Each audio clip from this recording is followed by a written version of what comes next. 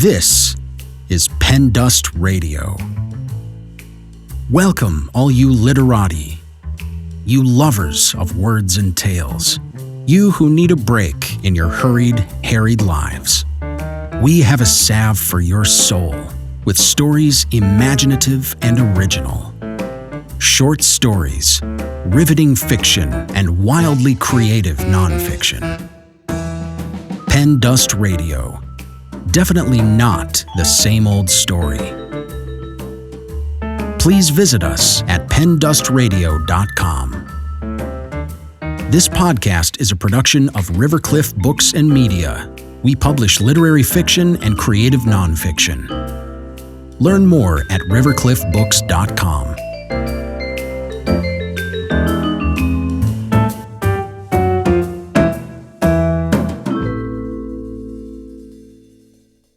Betina Entzminger's memoir, The Beak and the Heart, True Tales of Misfit Southern Women, is a collection of dramatic portraits of the author's misfit female ancestors and a candid, intimate memoir about family secrets and breaking free from the narrow confines of being a proper Southern woman.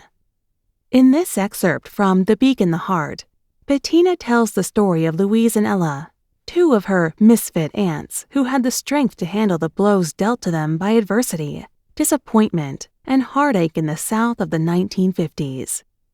This is a touching story about finding love, freedom, and fortitude.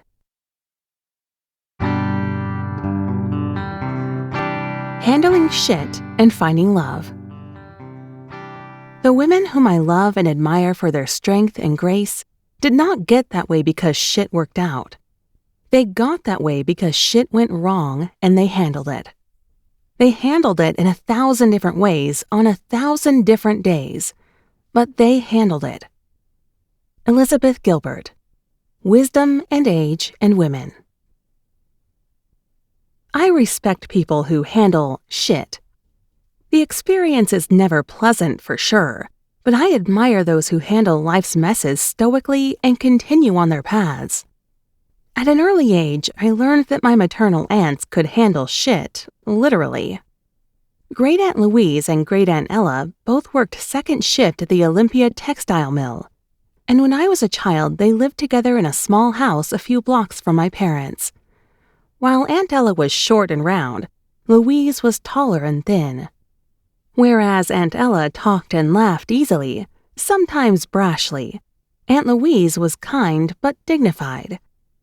Louise's black and gray hair formed stiff waves around her head, and her face, naturally dark from what my mother said was a splash of Native American blood, bore deep-set wrinkles and a leathery texture from lifelong smoking. One Friday evening, when I was about 8, having grown bored with whatever was on TV, I played in my bedroom with my younger brother. We heard a strange gurgling noise coming from the nearby bathroom, and hearing it a second time, we rushed to the den to tell my parents. "Jiggle the handle on the commode," my mother instructed from the couch. "It's not running," I said. "It sounds like it's bubbling up." Deciding to investigate, my father walked to the bathroom and switched on the light in time to see brown waste rising in the toilet bowl. As it neared the crest, he grabbed the plush pink bath mat and shoved it down into the opening, hoping to stop the flow. But soon, sewage overflowed onto the pink tile floor. "Go get Mama!" Dad yelled, nearly elbow deep in the toilet bowl. Mom came and quickly spread dirty towels from the hamper to keep the mess confined to one room. Excited by the drama rising from a previously dull Friday night, I ran to check the second bathroom. "It's coming out of the commode and up through the bathtub drain," I reported. And it kept coming. Despite my parents' efforts, the wood floors and area rugs in most of the house were soon coated with a layer of sludgy brown liquid. My brother's favorite toy, a large black and white stuffed horse, was soaked in the mess. The odor of diluted human waste was surprisingly mild, like being downwind of a sewer rather than in one. "Don't stand in that," my father shouted. Bewildered, I looked unsuccessfully for a place to stand that was not in that. My parents were horrified. They tried shutting the water off, but that didn't help, nor did their attempts to plug all the drains. I, understanding little about bacteria or the labor and expense of cleanup, was mostly just intrigued. After futile efforts with mops and buckets, and after several phone calls, my parents learned that a malfunction with the city's sewer system, combined with paved-over manhole covers on our street, had caused the backup in the house. Then they placed a call to my aunts up the road, who were just getting home from their shift at the mill. Aunt Louise drove down to collect us children around 11 p.m. We were to spend the night at her house so my parents could sort things out at home. We probably stank, and we were certainly disoriented and tired. Rather than insisting that we take baths, my two aunts invited us to sit on their mostly white sofas, drink Cokes with them, and watch a black and white war movie on TV.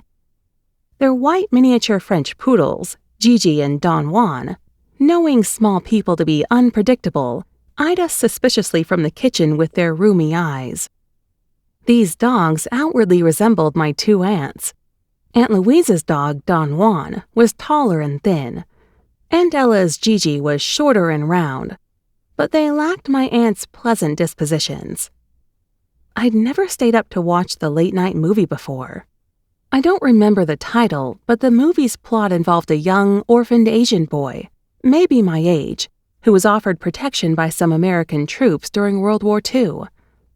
As it turned out, though, the brave young boy was as much help to the troops as they were to him. "There's nothing sissy about him, is there?" Aunt Louise said to us admiringly. Undisturbed by our late-night presence in her childless home, Aunt Louise smoked her cigarettes and unwound from her shift until the movie ended. Then she packed us off to share one bed while she and Aunt Ella shared the other. In retrospect, I realized that sugary, caffeinated beverages and a war movie are not the best things to offer a displaced child at midnight, and a bath would certainly have been sensible. But at the time, I found no fault with my aunt's hospitality. City workers came to help with the cleanup the next day, under my mother's nagging supervision. The city also paid for the orange and brown shag carpeting that soon covered the damaged wood floors throughout most of our house. But for a long time after, I thought I still detected that faint stench of sewage rising. Much later, I learned that, as a younger woman, Aunt Louise had handled figurative shit equally in stride.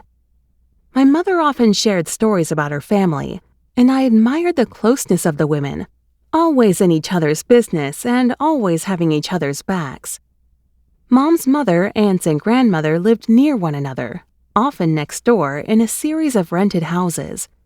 To the annoyance of their husbands, they came and went without knocking, and frequently advised one another about child-rearing. This closeness extended into my mother's generation. My grandmother and her two unmarried daughters shared a house, and Mom talked to them daily by phone. Mom was a child when Great-Aunt Louise was a young woman, but she nevertheless remembered the details about Louise's ill-fated marriage, her memory heightened by sisterly gossip and repetition in the years afterward. In the early 1940s, at age 25, Louise married Dave Booker and soon regretted it. Unfortunately, throughout the first half of the 20th century, South Carolina had the distinction of being the only state in which divorce was illegal. According to the South Carolina legislators of this time, even if the bed you made was physically dangerous or deserted by your spouse, you must continue to lie in it. Before marriage, Louise lived with her mother, stepfather, Ella, and Ella's son, Dale. My grandparents had bought a place of their own by then, and their family had grown to include 5 children. Louise dated other young men before Dave, but none of them were serious. Often they took Sunday drives, sometimes double dating with Ella, who was 8 years older than Louise, sometimes with a group of cousins and friends, and sometimes with just Ella and Dale tagging along.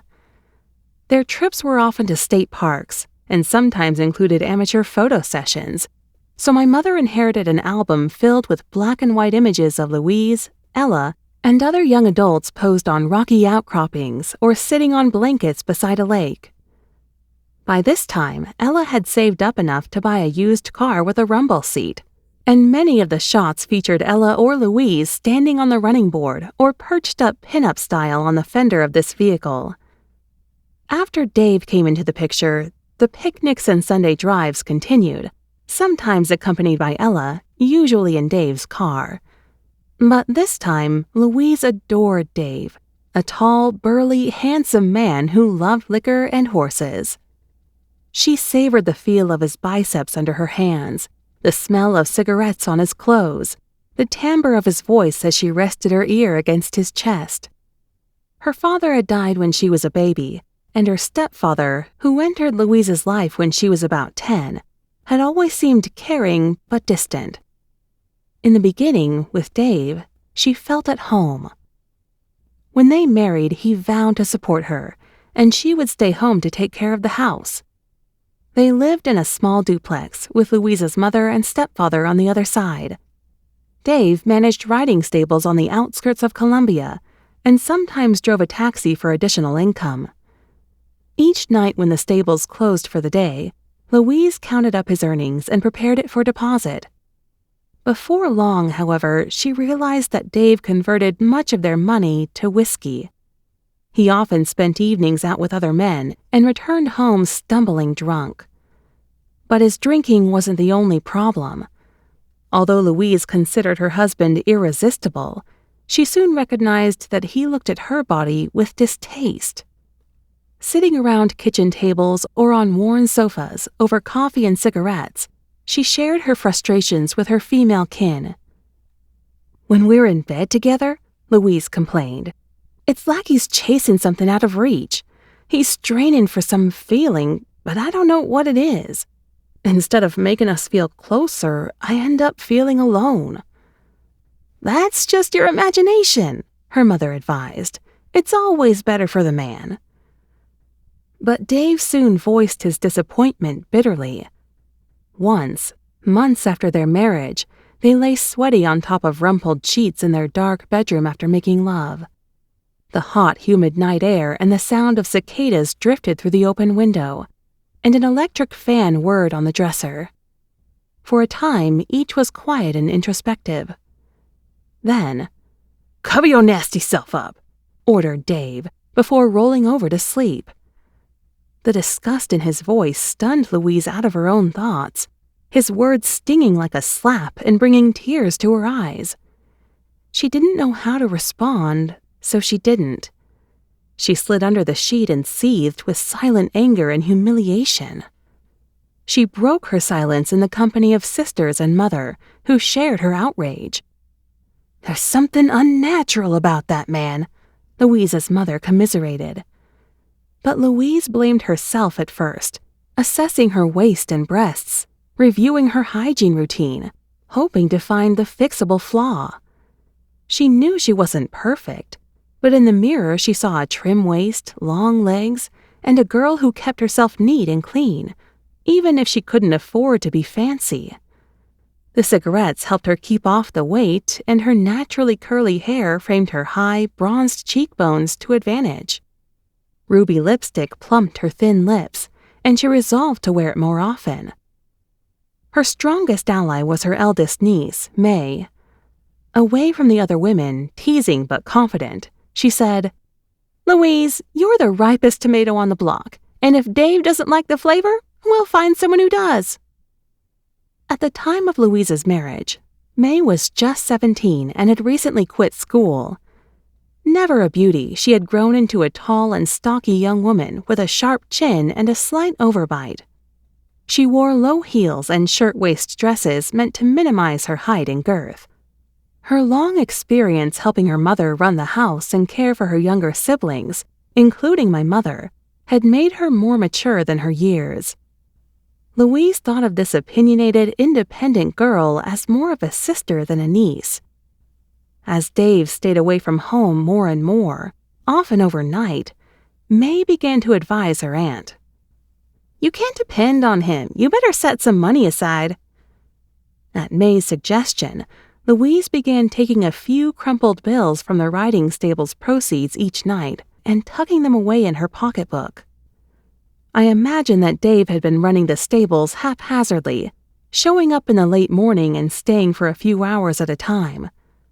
Finally, when Louise stopped by one afternoon to collect the day's income, the usually absent owner told her Dave had been fired. Her husband didn't return home all week, and the rent was due, so Louise used what she had set aside to pay the balance. He'd stayed away for a night or two before, so she was more angry than worried. After paying the rent, she sat at the kitchen table with her mother, sister, and May. They drank Coca-Colas, Louise and May smoked, and they worked Dave into hamburger in their verbal meat grinder. Self-righteous feminine anger floated in the smoke-thickened air between the table and the ceiling light. "I'll be damned before I go hunting for that man in some honky-tonk," Louise fumed. "I bet he's off with another woman." "Well, I don't think so," said her mother. "I talked to Eddie out on the sidewalk today." Eddie was the tall, handsome 16-year-old boy who sometimes did yard work for the neighbors. He said, "Miss Campbell, Dave Booker is a son of a bitch, and I'm sorry Louise is married to him." I asked if he'd seen him, and he said, "I've seen more of him than I ever cared to, and I hope I never see him again." And then he just hurried off, like he knew more than he was saying. Each woman had a theory about what Dave had said or done to Eddie. But Louise wasted no more time with tears or indecision. "We both need jobs of our own," she told May as they sat at the table. May had worked part-time at the dime store and helped at home since leaving school. Her father suffered from heart problems, and Louise knew that May could help her parents more by earning money than by doing household chores. The next day, May and Louise went to the mill where Ella already worked, and they were immediately hired on the second shift. In wartime, jobs were plentiful and wages climbed. I picture them riding the city bus together 5 afternoons each week, carrying bag lunches and the pocketbook slung at their elbows, and wearing cotton scarves over their hair to keep it clean. They entered at the front of the 3-story red brick building, laughing and chatting with the other workers as they passed the watchman, and punched the time clock as their shifts began. The building's tall ceilings and many windows were intended to minimize the heat, but in summer, the workers emptied into the night wet with sweat. Dave was not yet gone for good, however. The details of his homecoming did not make their way into the stories my mother heard and passed on to me, but I imagine him returning wounded in spirit, sick from alcohol, meeting Louise's tearful accusations with his own tearful, at the time sincere, apologies and promises of reform. She took him back. He went back to driving his taxi, and Louise continued her work at the mill. Then, one evening while Louise worked, her mother paused as she entered her side of the duplex. She heard Dave's voice beyond the covered living room window on the other side. He had not been home when she had left, and she suspected he'd been drinking rather than working. "That feels good, doesn't it?" Dave chuckled throatily. "You know it does," responded another male voice. A chair in the living room banged a few times against the floor, wood on wood. She stood paralyzed, listening a minute or two before walking into her side of the duplex and slamming the door. "I think that's a horrible thing for a man to do to a woman," my mother said years later, as she told me about this episode, indignation infusing her voice even then. "He knew he was attracted to other men, but he married Louise anyway and ruined her life." And I can certainly see her point. In the traditional union that Louise, my mother, and, they believed, God expected, marriage consisted of financial support from the man, domestic care and comfort from the woman, sexual intimacy between them, and eventually children. Louise was bound until death to a partner with whom these goals were unobtainable. But I also think about what it must have been like to be gay in the 1940s South. Like light-skinned African Americans who choose to pass as white in order to avoid the discrimination of their racist society, many gays passed as heterosexual to avoid bigotry and persecution. In that era of involuntary committal to psychiatric institutions to cure homosexuality, aversion therapy was often delivered via electrodes connected to the genitals. Even if the person was not locked up, he risked losing his job and bringing shame to himself and his family. As late as 1976, the Attorney General of South Carolina stated that homosexuality was a legitimate reason to refuse someone employment or to fire an employee. Even in 2018, South Carolina state representatives filed a bill to make marriage available only to heterosexual couples after the U.S. Supreme Court declared such laws unconstitutional. And I think about my own child, smart, creative, beautiful, and pansexual. A term that didn't even exist in the 1940s, pansexual means that one's sexual attraction is not limited to people of a certain biological sex or gender, including transgender.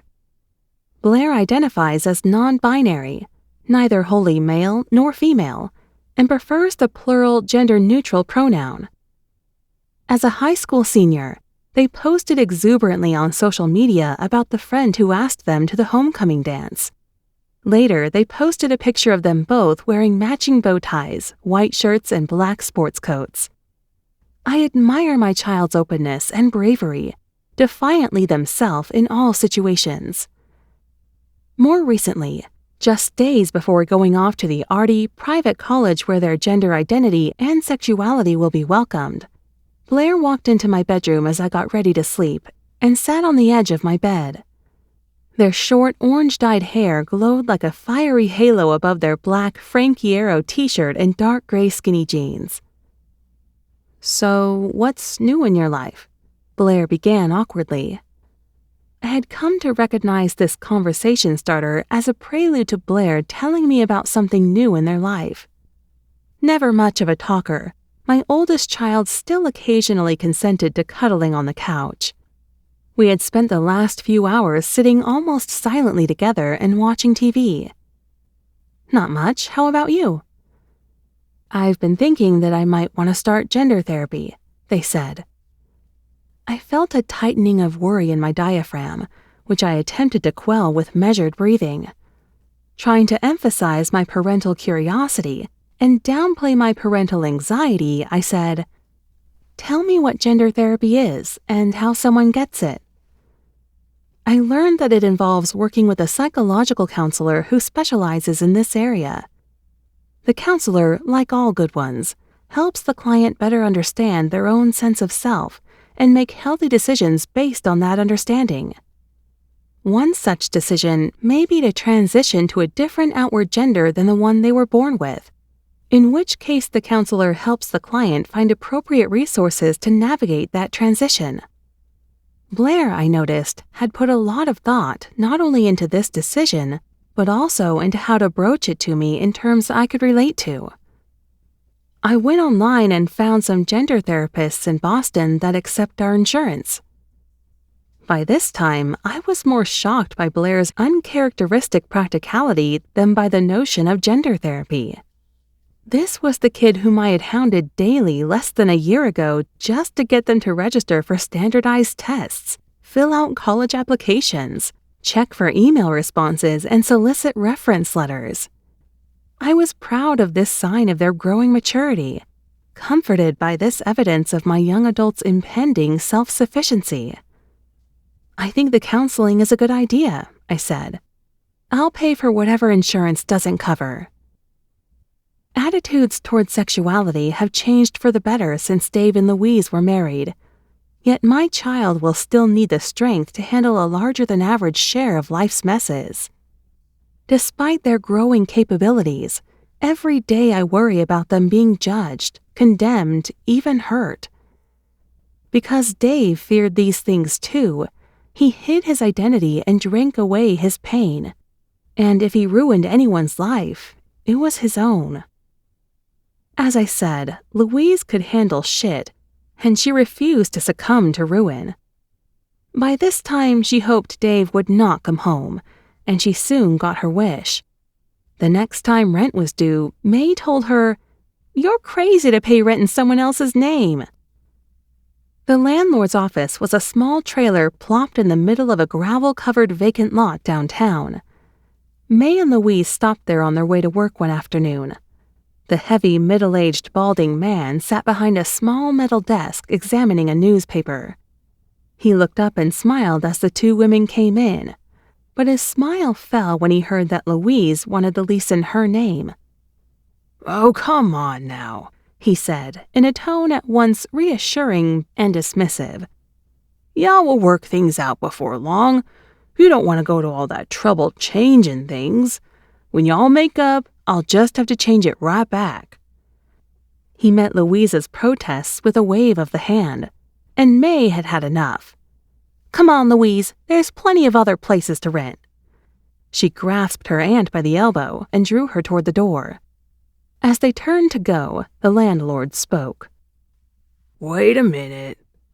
He swiveled his wooden chair toward the file cabinet behind him, found the lease under B, and turned back to the desk as he tore the paper in half. "Mr. Booker no longer rents from me," he said, smiling again.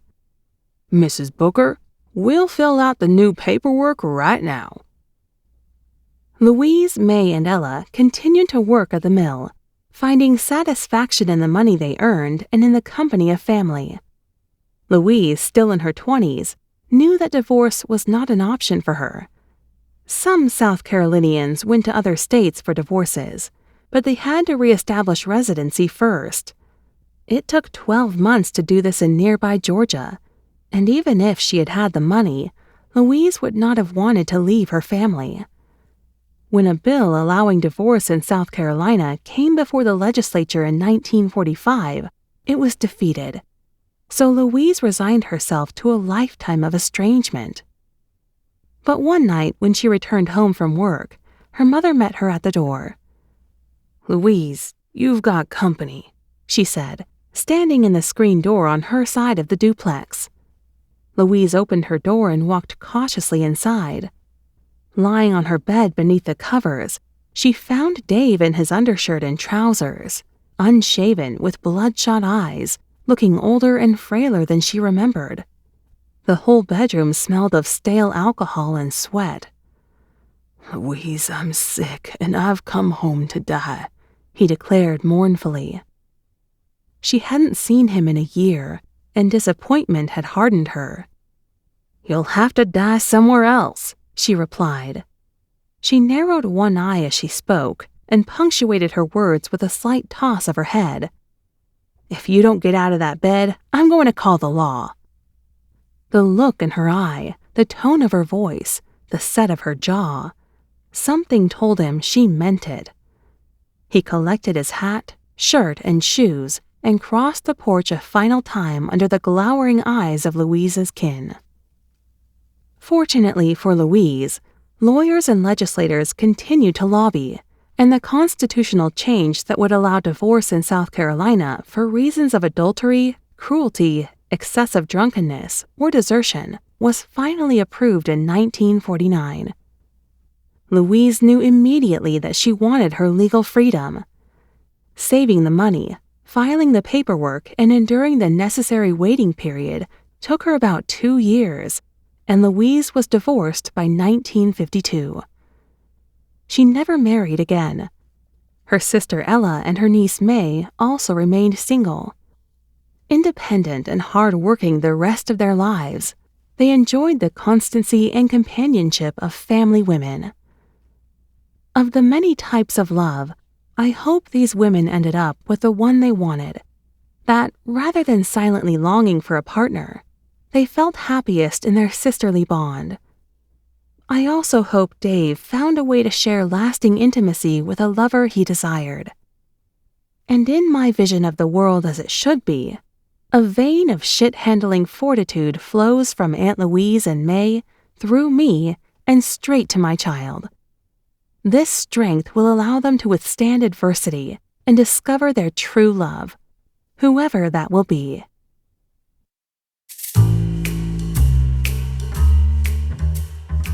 This recording is copyright 2021 by Rivercliff Books and Media. All rights reserved.